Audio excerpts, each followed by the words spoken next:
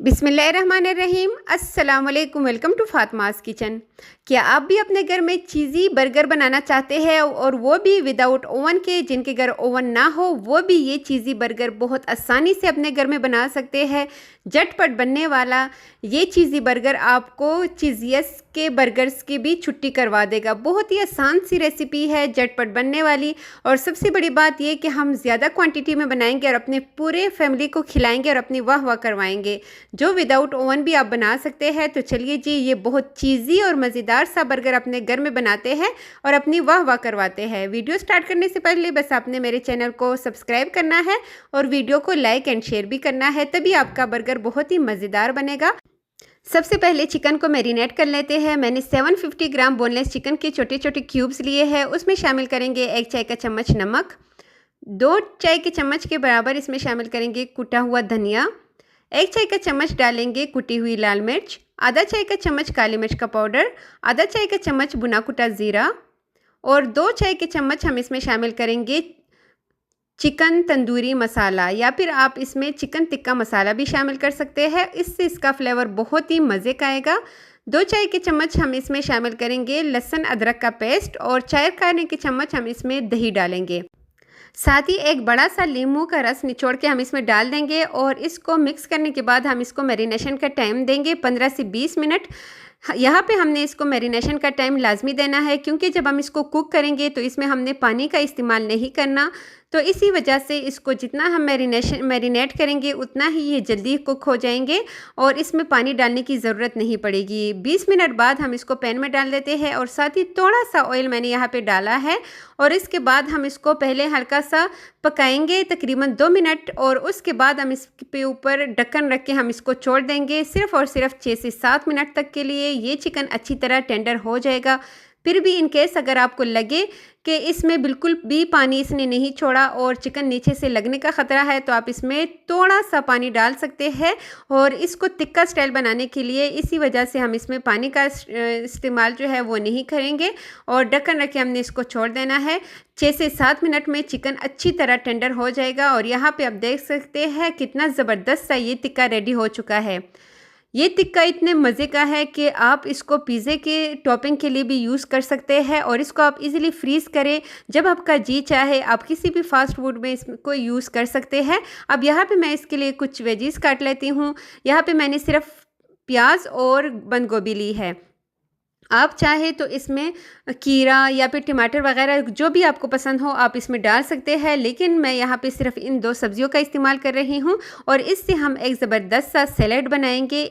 Salad बनाने के लिए यहाँ पे मैंने 1/4 कप के बराबर मायोनीज़ लिया है। उसमें शामिल करेंगे 3 खाने के चम्मच भर के chilli garlic ketchup. Chilli garlic ketchup ना हो तो आप सिंपल केचप भी यूज़ कर सकते हैं। उसमें शामिल करेंगे कुटी हुई लाल मिर्च, काली मिर्च का पाउडर, थोड़ी सी ऑर्गेनो इसमें डालेंगे या फिर आप मिक्स हर्ब्स भी यूज़ कर सकते हैं और इसको अच्छी तरह हम मिक्स कर लेंगे।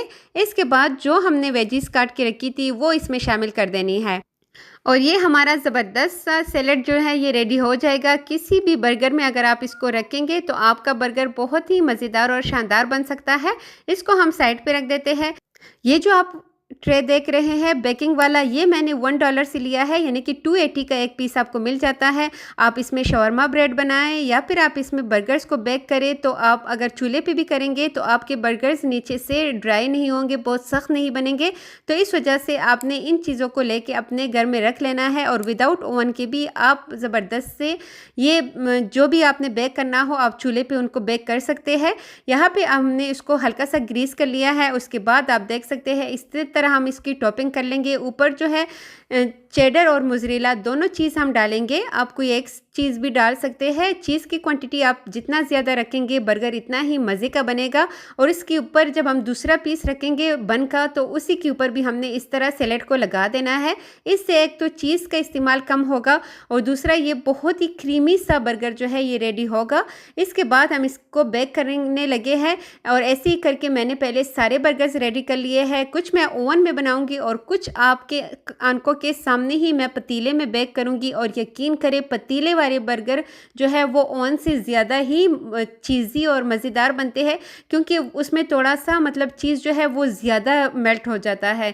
यहाँ पे मैंने पतीले को पहले से प्री हीट इतना ज़्यादा नहीं किया, सिर्फ़ और सिर्फ 2 मिनट पहले मैंने चूल्हा हाई स्पीड पे लगा दिया था, ढक्कन रख के मैंने इसको रखा था। और इसके बाद जो है जैसे ही ये थोड़ा सा गर्म हुआ, चूल्हा आपने उतना रखना है जितना हम दम पे चावल रखते हैं, और उसके बाद आपने इस तरह ट्रे जो है वो इसके अंदर रख देना है और इसको बेक करने के लिए छोड़ देंगे सिर्फ और सिर्फ 7 से 8 मिनट तक के लिए। इससे ज़्यादा आपने टाइम नहीं देना, जो बर्गर का निचले वाला हिस्सा है वो जले नहीं और ना वो हार्ड हो। इस वजह से आपने जैसी चीज़ मेल्ट हो आपने चूल्हा बंद कर देना है। और लीजिए जी, ज़बरदस्त से हमारी चीज़ी बर्गर बस रेडी है। अब हमने क्या करना है जी कि ऊपर हमने थोड़ा सा बटर को माइक्रोवेव करके इसके ऊपर लगा देना है, और इससे इसका जो शाइन है वो भी बहुत ही ज़बरदस्त इसका लुक आएगा और खाने में भी ये बहुत ही शानदार होगा। बटर ना हो तो आप सिंपल देसी घी भी ले सकते हैं, उसको भी आप इस तरह ऊपर ब्रश की मदद से लगा सकते हैं। और बेक मैंने इतना किया है कि 280 पे मैंने ओवन को पहले से प्री हीट कर दिया और उसके बाद 20 मिनट तक के लिए मैंने इसमें बर्गर्स जो है वो रख दिए हैं, और ओवन में ज़्यादा टाइम लगता है बनिस्बत चूल्हे के। और ज़बरदस्त से हमारे बर्गर्स रेडी है। ये देखिए जी, ये मैंने चूल्हे पे ही बेक किया है। मैं आपको को तोड़ के दिखाती हूँ। इतना चीज़ी और इतना मज़ेदार आप बर्गर आपने कभी भी अपने हाथ का बनाया हुआ नहीं खाया होगा, तो आप झटपट इसको बना सकते हैं और अपने पूरी फैमिली को इस थोड़ी सी चिकन में ये ज़बरदस्त से बर्गर्स खिला सकते हैं। तो बस देर किस बात की, इस संडे आपने लाजमी अपने बच्चों अपने फैमिली के लिए ज़बरदस्त से बर्गर्स बनाने हैं। और मेरे चैनल को लाइक शेयर एंड सब्सक्राइब करना हरगिज़ मत भूलिएगा। अपना ढेर सारा ख्याल रखिएगा। Thanks for watching. अल्लाह हाफिज़।